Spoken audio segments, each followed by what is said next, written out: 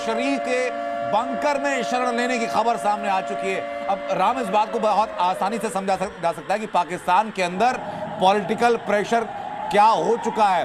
भारत की तरफ से जो हमले लगातार किए जा रहे हैं, पाकिस्तान की पॉलिटिकल विल पावर अब बिल्कुल खत्म हो चुके हैं। यही वजह है कि शहबाज शरीफ को अंतिम उपाय यही दिखा कि जान बचानी है तो अब सीधा बंकर की शरण ले लो। अनंत, पहले यह कहा गया था कि 4 दिन का बारूद इनके पास है। मुझे लग रहा है कि वो मीडिया रिपोर्ट शायद वो गलत थी।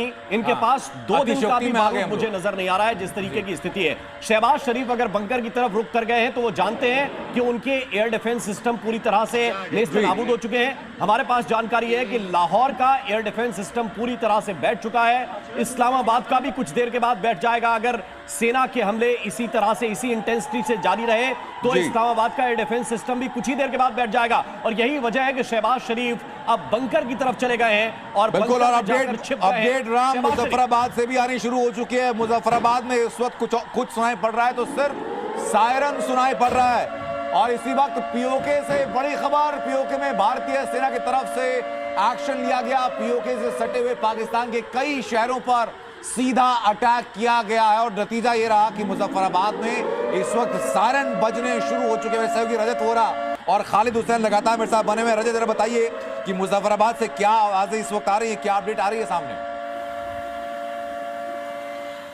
जी बिल्कुल, आपको बता दें कि राजौरी पुंछ के जो पार के इलाके हैं जिसमें पाकिस्तान का कई सारे इलाके पड़ते हैं, जिसमें कोटली हो, मुजफ्फराबाद हो, इसके अलावा कई सारे ऐसे इलाके हैं, बिम्बर के इलाके, जहां से लगातार आवाज़ें आ रही हैं। और साफ तौर पर यह दर्शाता है कि भारत ने जो एक्शन अब शुरू किया है उसका असर भी अब देखने को मिला है। और पाकिस्तान में कई सारी जो पोस्ट हैं वो उड़ाई गई हैं और साथ ही साथ पीओके में अभी भी कई सारे लॉन्च पैड चल रहे हैं जिन्हें उड़ाने की कोशिश की जा रही है। और साफ तौर पर एक तरफ पाकिस्तान की तरफ से जो सीज फायर का वायलेशन पिछले करीबन 12 से 13 दिन से किया जा रहा है, उसका मकसद यह है कि जो बचे कुछ आतंकी हैं उन्हें यहां भेज सके। पर साफ तौर पर